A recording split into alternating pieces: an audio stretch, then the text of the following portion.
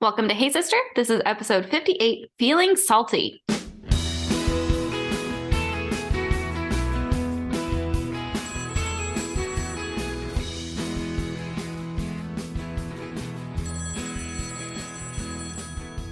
Hey, sister. Hey, sister. Join me, Courtney Lewis, And me, Carly Ferguson. in our conversational podcast about everyday situations. You can count on us to tell it to you straight with our own sisterly spin. Consider this a phone call with your own Southern sisters as we discuss with you personal accountability, healthy relationships, managing responsibilities, and contributing to society. Each episode will consist of straight talk and a call to action. Your sisters are calling. Thanks for answering.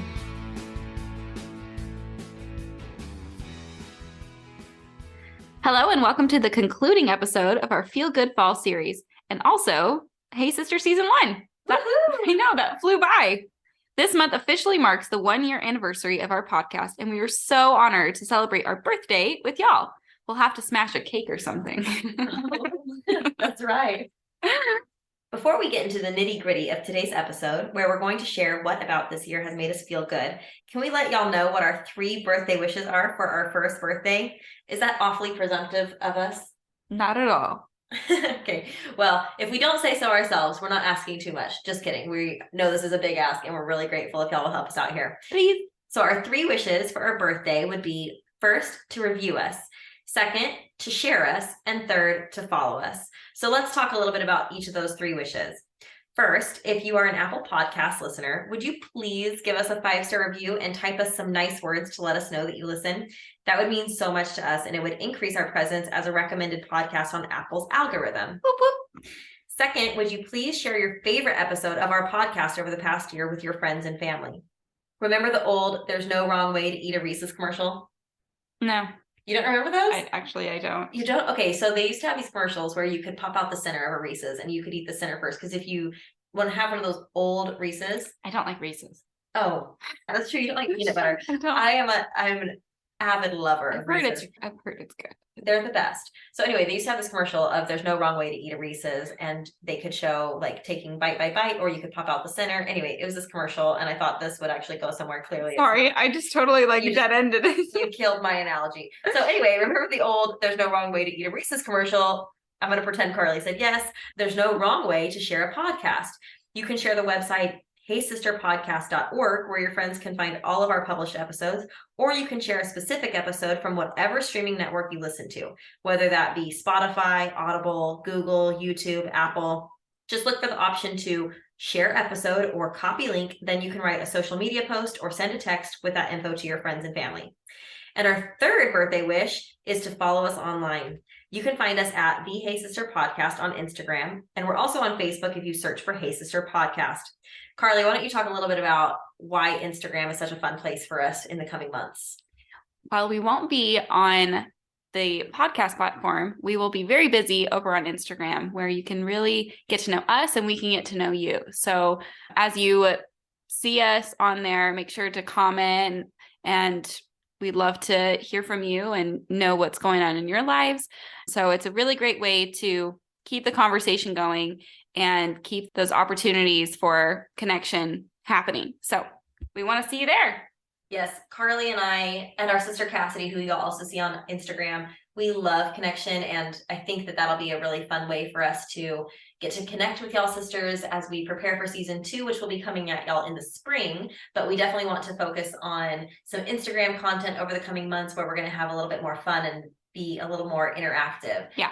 And get your input, because we want to hear from you and your perspective on things. That'll give us a lot more to go off of for this next season, which we're really excited about. Yes, we are. And especially ideas too. If y'all got ideas for topics that y'all want to hear about it, this would be a great time for y'all to let us know that. And one thing that we're going to be doing in the coming months on Instagram is actually a mini series that we're really excited about. And it's going to basically address how women that we know are the salt of the earth. You're going to hear a fun name about what we're calling that series, but as a little reminder about what this is based off of, in the Sermon on the Mount, Jesus taught his disciples, "Ye are the salt of the earth." We often know that in the scriptures that Jesus related his disciples to elements that were common, but also very impactful. Things like salt, leaven, light. So we want to focus on that word salt. Carley and I are both from the South. Salt is something that we're very comfortable with. Carley, why don't you tell some of our sisters things that we put salt on growing up? Cantaloupe. We put it on Tomatoes. Oh yeah, tomatoes. It's so good. Eggs, like Right. hard-boiled eggs, just like dipped in salt. Yeah. My boys love salt. Like I'll put it a little bit on their plate so that they can sprinkle it on. They think they're little chefs. Yeah, it's pretty fun. We know that salt preserves things, and salt is a wonderful thing. And we know that the word salty can sometimes be taken to mean cranky, Yeah, or grumpy, or bitter. yeah. But Carley and I want to help redefine the term salty for y'all in more of a scriptural, godly woman type of way. One thing that's made me feel good over this past year is realizing how important connection is among women and recognizing the gifts of other women. Not every woman has the same gifts. And I feel like I'm realizing that now in my mid-30s more than any other time of my life. We've met women over the past year who excel and deep dive into various areas of life, including organization, physical fitness, cake decorating, sharing world history, comedy, home design, cooking. The list goes on and on. Many of these women have online platforms to share their messages, and we are so grateful for their efforts to improve the world around them by sharing their knowledge in a public way. But there are so many more women out there just grinding it out every day without any sort of social media accolades. Women who pick up another mom's kids from school because their mama can't find her car keys. Women who invite other women to be their free +1 with their gym membership. Women who do secret acts of service for others in their community without anyone asking them or alerting them to needs. They just act on impressions. Women who speak kindly to and about their husbands and kids. Women who forgive others and choose to turn the other cheek when a friend or family member hurts them. Some of these examples I specifically pulled from my own circle of friends in the past month, but all of these types of incredible women aren't trying to get grandstanding in the world's eyes. They are just what Carley and I would deem salt of the earth women. So I want to share with y'all a story about one salt of the earth woman who isn't on social media and who made a big difference in my life this summer. Well, to be honest, she made a difference in my life long before this summer, as she and her husband are the ones who inspired me to attend Utah State University. And it was from there that I met my husband. So in a way, you could say she set me up for a crucial hinge point decision in my life. Tonya B was a friend of my parents when I was a teen in Texas. She had 3 little kids, and I was blessed to babysit for her little family many times. Well, fast forward about 20 years, and I get a wedding invitation for Tonya's oldest son. Unfortunately, attending the wedding wasn't an option as they live out of state in Utah and we had prior commitments that particular weekend, but I was going to be visiting the city her family lives in on a weekend prior to her son's wedding. So while my family was visiting Utah, I had my husband drive our car that desperately needed a car wash after our long road trip to her street address. I will add, I was quite proud of myself because I actually remembered her house number within a few digits from all of our years of Christmas card exchanges. But every ounce of pride I had for remembering the house address was about to be massively brought to humility. We pulled up in our SUV, piled high with kids, road trip snacks and toys and tablets, and randomly a squealing brake that we've since fixed. There were cars all along the street. People were coming and going from one particular house on the street, and I was pretty sure it was Tonya's house. But I wasn't totally sure. And honestly, I didn't want it to be Tonya's house. There was so much foot traffic to that house. But I awkwardly flagged down a woman on the sidewalk to ask if that house was where Tonya B lived. She told me yes, it was. Okay, here goes.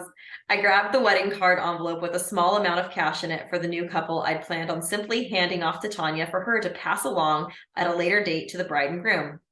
I made my way up to the house entrance where I noticed a bright pink and orange balloon arch. Oh, man. Yeah, it was at that point I realized this is a bridal shower. I was too far up her walkway to turn around, and other women inside at this point had made eye contact with me. Yeah, there's no bailing. No, I had to keep going. And I had just wanted to stop by and say a quick hello to an old friend. I did not want to intrude on her soon-to-be daughter-in-law's special day. Should I drop the envelope under the doormat and run back to my squealing car with husband and kids waiting inside the car for me so we could continue about our other activities we traveled to Utah for that weekend? I know, because you probably pulled Cam into this. Like, no, we need to do this, you know? Right. So, like, you're in. Do I need to go You back? gotta prove it. Yeah, I don't know what to do. I was like, what should I do? Have courage, I thought. I must go on. I walked into Tonya's house and a few eyes looked at me, no doubt wondering if I was a friend of the bride or a friend of Tonya's. All of the women were sitting in a circle, chatting while watching the bride open gifts at the front of the room.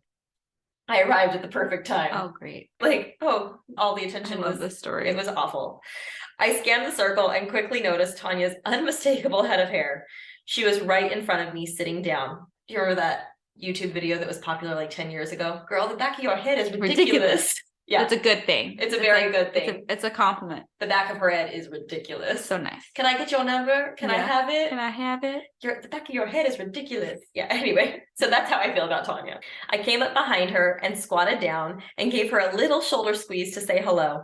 I think she suspected I was a guest trying to say goodbye because she started to say thanks for coming as she looked over her shoulder, and in an instant she recognized me and her jaw dropped and she excitedly proclaimed, "What are you doing here?"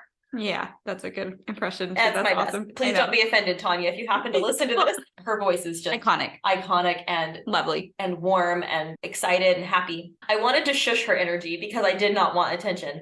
But I have to admit, it felt pretty good to be that welcomed. Well, yeah, because there's so many different kinds of responses that would be very valid in this moment. So many people, you'll see someone outside of the context that you would normally see them, and it takes seconds to process who that is and then to carry out the correct response to them. And so for her to be so immediately excited is a really good feeling. So that's great. I love it. Especially because I hadn't seen her for probably at least 10 years. At least. Yeah. I mean, in a while. And even before that, Tonya is really great friends with our mom. Mm-hmm. And so I'm grateful that she put it together. Yeah. Because I love Tonya too. I'm her friend. I like to think we're friends, but she was our mom's friend first.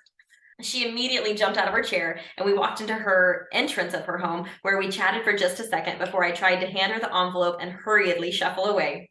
She just would not have it. She insisted on seeing my family, so she and I walked out to my car where she kindly peeked in on my kiddos and husband. We talked for 5 or 10 minutes and walked back towards her home where one guest was leaving and said, "Tonya, we've all been wondering where you went." Oh, I felt so guilty, but she quickly quieted my fears and walked me inside to meet the bride. At the front of the room.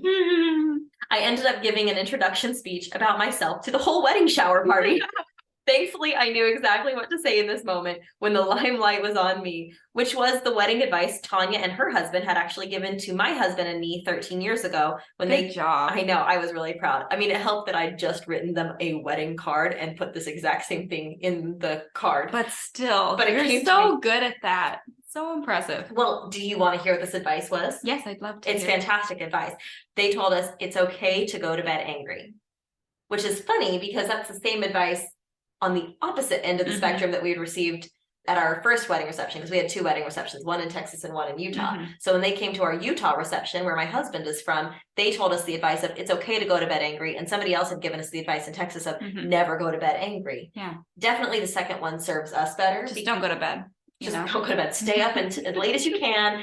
Yeah, no. What we've learned is the later you stay up, the more cutting things you say to try and wrap that conversation up. So for us, it has worked. I think both being oldest children, we both are bent on being right, but we definitely need our sleep. So good advice.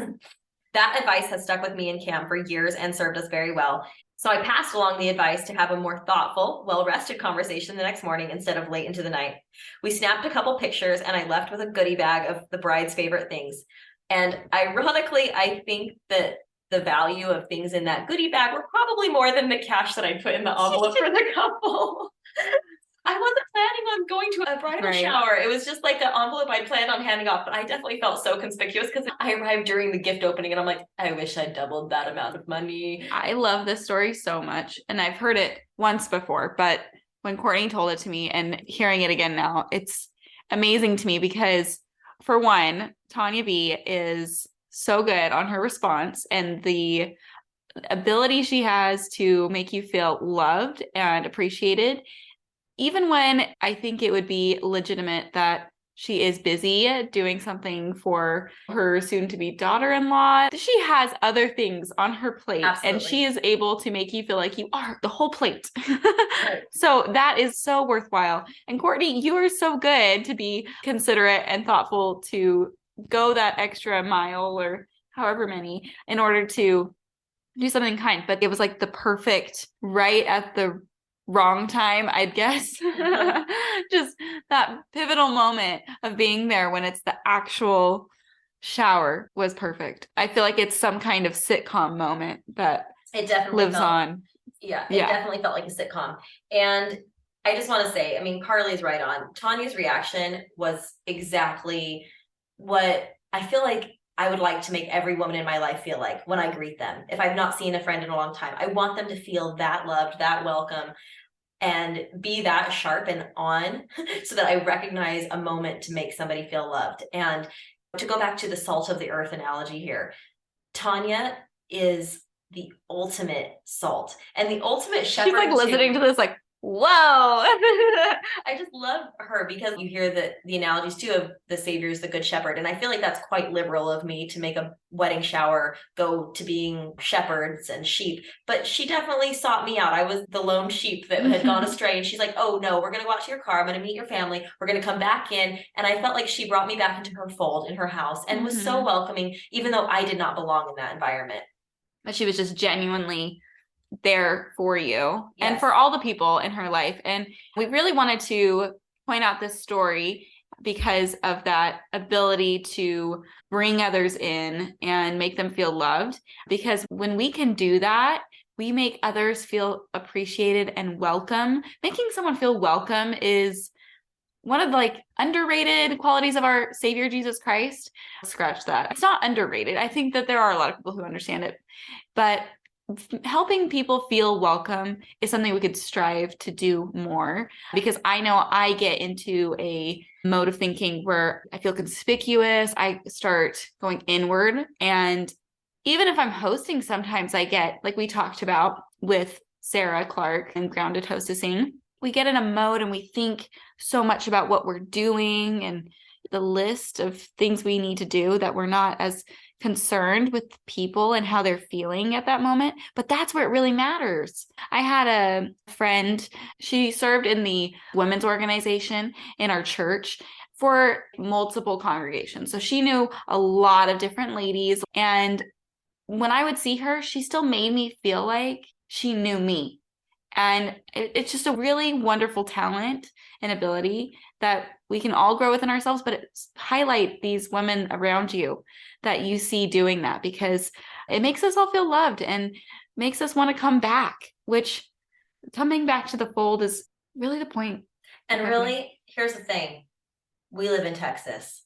There is no such thing as too much salt. You need a lot of salt. Flavor. You do. We need the flavor. And there's all different kinds of salt too. I realize you can have too much salt on one item of food specifically. In a cooking term, sure. But really think about how many varieties of salt there are. Himalayan salt, mixed up salt, garlic salt. I mean, you've got salt of every flavor. So I'm excited that we're going to be featuring all you wonderful salty ladies on Instagram. And I want you to come check out Instagram this week, especially because I'm going to give a behind the scenes look into this story about Tonya B that I didn't have time to share today, but I'm going to share on Instagram, that has to do with a fun party game that used to be played at bridal showers when we were growing up that I think you'll get a kick out of when you listen on Instagram. I know there's that element of the story too that makes this even more funny. Oh, so that is funny. I have a funny behind the scenes story that I'll share as well online. So be sure to join us on Instagram this week at the Hey Sister Podcast for more behind the scenes about this story, and also to check out our new Salt of the Earth mini series that we're going to be starting soon.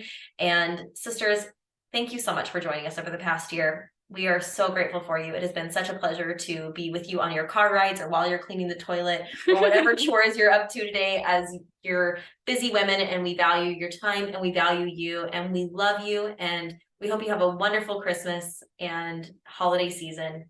Talk to y'all next season. Bye-bye. Bye.